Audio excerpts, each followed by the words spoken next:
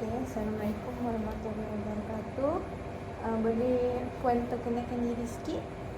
Okey, nama saya Cikgu Siti Rohani binti Abu Syar. Saya merupakan seorang guru penolong alam pentadbiran. Di sekolah ini saya baru 3 hari. Berkhidmat di sekolah ini baru 3 hari. Pengalaman saya mengajar selama 25 tahun. Menjadi guru biasa selama 16 tahun. Okey, selepas 16 tahun saya menyandang jawatan sebagai guru penolong kanan petang selama 8 bulan. Selepas itu saya digerakkan ke sekolah lain. Masa yang guru penolong kanan petang di sekolah Taman Daya 3, SK Taman Daya 3. Okey, selepas itu saya digerakkan ke sekolah kebangsaan Permas Jaya 5 sebagai guru penolong kanan co-curriculum selama 3 tahun. Okey, selepas itu saya digerakkan semula ke sekolah kebangsaan Taman Daya 3 sebagai guru penolong kanan M selama 2 tahun. Okey. Selepas itu saya digerakkan lagi ke sekolah Taman Pelangi Indah sebagai guru penolong kanan M juga selama 2 tahun 5 bulan.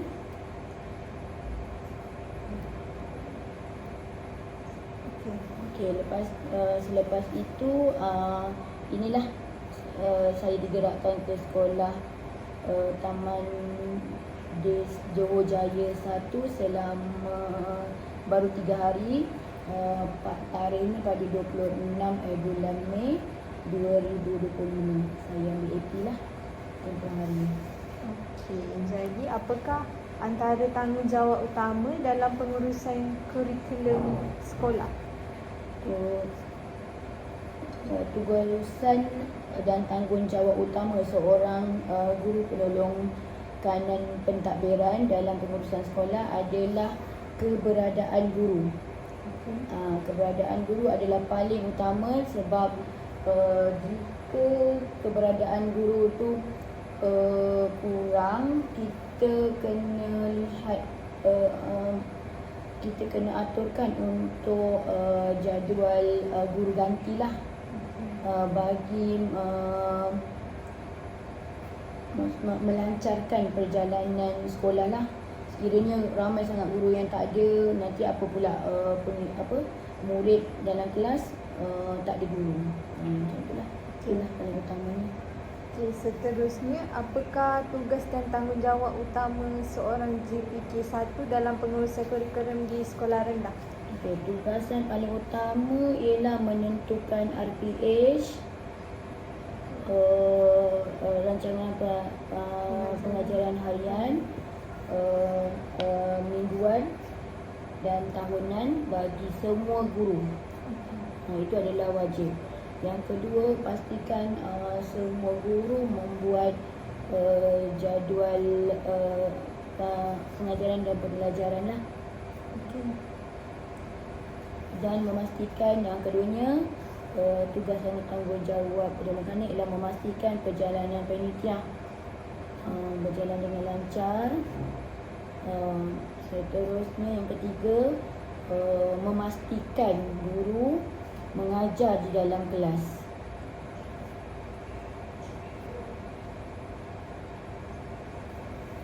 Okey, seterusnya bagaimanakah pihak sekolah merancang dan melaksanakan aktiviti pengajaran dan pembelajaran yang berkesan selaras dengan keperluan semasa? Pihak sekolah merancang dan melaksanakan aktiviti pengajaran dan pembelajaran yang berkesan selaras dengan keperluan semasa adalah kita sentiasa mengadakan dialog DP, iaitu dialog prestasi, dalam sebulan sekali lah, dialog prestasi panitia, di mana setiap panitia tu akan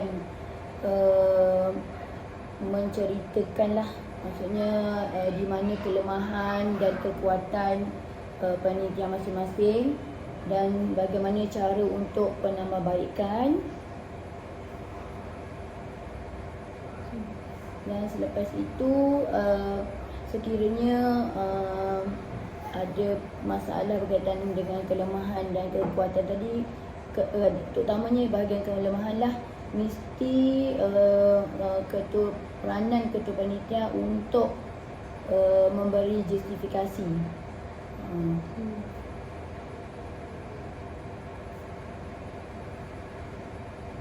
Seterusnya, apakah strategi atau inisiatif yang digunakan oleh pihak sekolah untuk meningkatkan keberkesanan PDP selaras dengan keperluan pendidikan abad ke-21?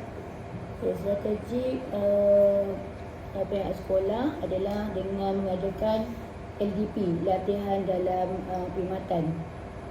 LDP tu kita gunakan sebagaimana jika guru tu adalah guru baru, kita akan ketua panitia biasanya dilantik menjadi jawatan ketua panitia berdasarkan pengalaman lah yang banyak. Dan lagipun ketika AP ni kita ambil daripada guru lama, iaitu guru yang memegang DG 48 lah. Jadi dari situ guru tu akan mengadakan latihan dalam perkhidmatan lah. Jadi seterusnya, bagaimanakah guru-guru ni dibimbing atau diberi sokongan untuk melaksanakan pendidikan abad ke-21 dengan berkesan, termasuk penggunaan teknologi dan kebat dalam bilik darjah?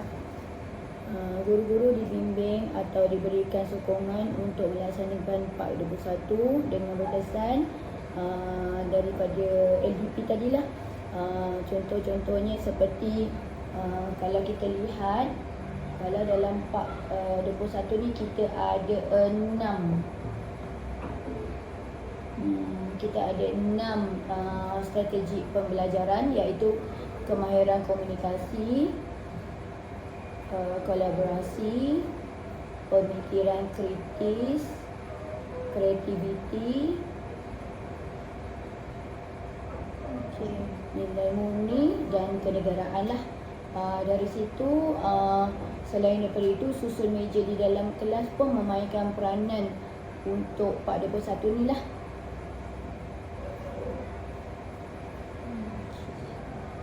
Selain daripada itu, untuk pengetahuan semua, sekolah kita ni kita dah mudah. Sepatutnya macam sebulan sekali kita akan bawa murid tu pergi ke makmal komputer untuk menjalani TMK lah. Jadi kita tak perlu sekarang, sebabnya setiap murid dah ada tablet. Jadi penggunaan masa adalah lebih lebih mudah lah, lebih cepat lah. Jadi kita tak perlu bergerak ke makmal komputer. Jadi setiap hari, sebelum ni kita gunakan, kalau TMK tu, teknologi maklumat, kita gunakan dalam sebulan sekali. Tetapi kalau untuk murid sekolah ini, saya lihat kita boleh gunakan hari-hari.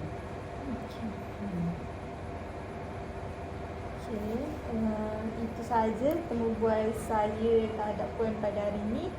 Sekian, terima kasih. Sama-sama.